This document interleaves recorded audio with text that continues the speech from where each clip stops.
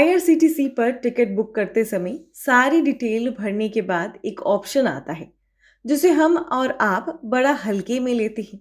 Option होता है travel insurance चुनने का। जो भले लोग हाँ चुनते हैं उनको टिकट बुक करते ही एसएमएस और ईमेल पर इंश्योरेंस की जानकारी आ जाती है।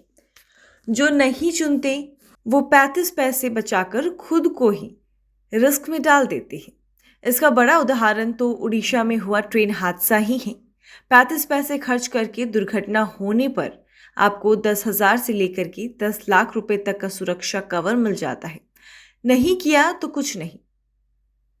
तो चलिए आपको समझाते हैं इस इंश्योरेंस के बारे में। इस इंश्योरेंस को लेते वक्त आप कौन सी गलतियां करते हैं? पॉलिसी को चुनने का सही तरीका क्या है? किसी अप्रिय घटना के समय बीमा की रकम कहां और कैसे क्लेम की जाती है? पहले उनकी बात जो 35 पैसे वाला इंश्योरेंस लेते हैं उनको तुरंत एसएमएस और ईमेल पर इंश्योरेंस की जानकारी आ जाती है। मैसेज में ट्रैवल इंश्योरेंस देने वाली कंपनी का नाम, इंश्योरेंस सर्टिफिकेट नंबर जैसी जानकारी लिखी जाती है। मैसेज में ही नीचे एक लिंक दिया जाता है जिसके जरिए यात्री नॉमिनी का नाम भी अपडेट कर सकते हैं। उस ईमेल में कंपनी हेल्पलाइन नंबर भी देती है।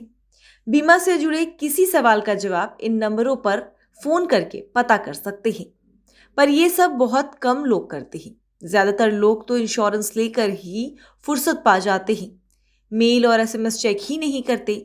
जान ले कि ऐसा करना बाद में भारी पड़ सकता है। बीमा से जुड़ी परेशानियों में मदद करने वाले एक प्लेटफॉर्म इंश्योरेंस समाधान के जनरल मैनेजर चिराग निहलानी ने बताया कि कई बार ऐसा होता है कि 35 पैसे खर्च करके बीमा कवर तो ले लेते हैं, लेकिन घर के सदस्यों को इस कवर के बारे में कोई जानकारी नहीं देते। ऐसे में जानकारी की अभाव में लोग बीमा क्लेम नहीं कर पाते। लोग नॉमिनी भी नहीं भरते, जिसके बाद आपको इसके लिए दौड़ भी लगानी पड़ सकती है। चिराग आगे बताते हैं कि ट्रेन सफर करते समय अगर यात्री की मौत हो जाती है या कोई बड़ा एक्सीडेंट हो जाता है, इस हालात में यह बीमा कवर बेहद काम आता है। अब सवाल है कि इसे चेक कैसे किया जाए। तो परिवार के करीबी लोग यात्री की मेल आईडी पर इसे चेक कर सकते हैं। यहाँ पता चल जाएगा कि उन्होंने टिकट के साथ बीमा वाले ऑप्शन को चुना था या नहीं। अगर वहां जानकारी नहीं मिलती है तो आईआरसीटीसी के हेल्पलाइन नंबर 139 पर फोन कर सकते हैं। हादसे का शिकार हुए लोगों के परिजन आईआरसीटीसी के साथ पीएनआर नंबर साझा करके ये जानकारी मालूम कर सकते हैं। अगर पीएनआर नंबर नहीं तो पीड़ित का रजिस्टर नंबर भी चेक कर सकते हैं। आईआरसीटीसी ने इंश्योरेंस सुविधा के लिए 2 कंपनियों के साथ साझेदारी की। एक कंपनी का नाम एसबीआई जनरल इंश्योरेंस है और दूसरी company liberty general insurance limited है। अब जानते हैं किन स्थितियों में बीमा का क्लेम किया जा सकता है। आईआरसीटीसी की वेबसाइट पर दी गई जानकारी के अनुसार 5 स्थितियों में इस बीमा का पैसा लिया जा सकता है।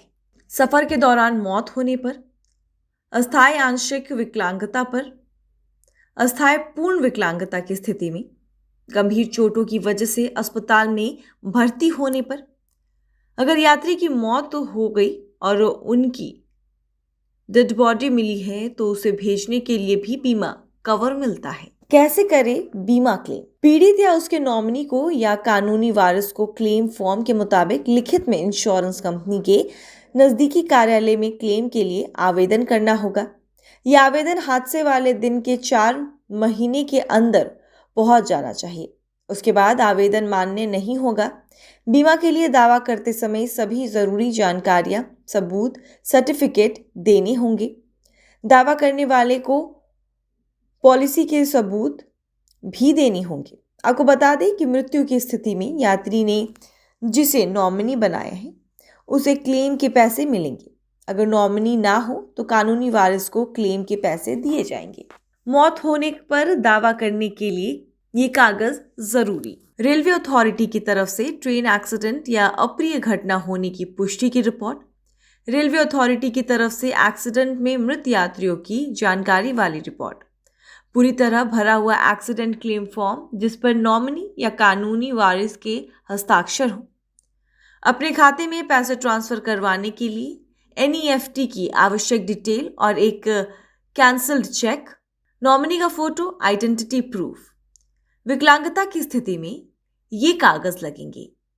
रेलवे अथॉरिटी की तरफ से ट्रेन एक्सीडेंट या अप्रिय घटना होने की पुष्टि की रिपोर्ट, इलाज करने वाले डॉक्टर की तरफ से विकलांगता की गहनता बताने वाली रिपोर्ट, डॉक्टर की सलाह लेने के बाद इलाज के लिए जो दवाएं खरीदी गई हैं उनके बिल, पूरी तरह भरा हुआ एक्सीडेंट क्लेम फॉर्म जिस पर नॉमिनी या कानूनी वारिस के साइन हो, जिस अस्पताल में इलाज हुआ हो वहां के सिविल सर्जन की तरफ से साइन, डिसेबिलिटी सर्टिफिकेट।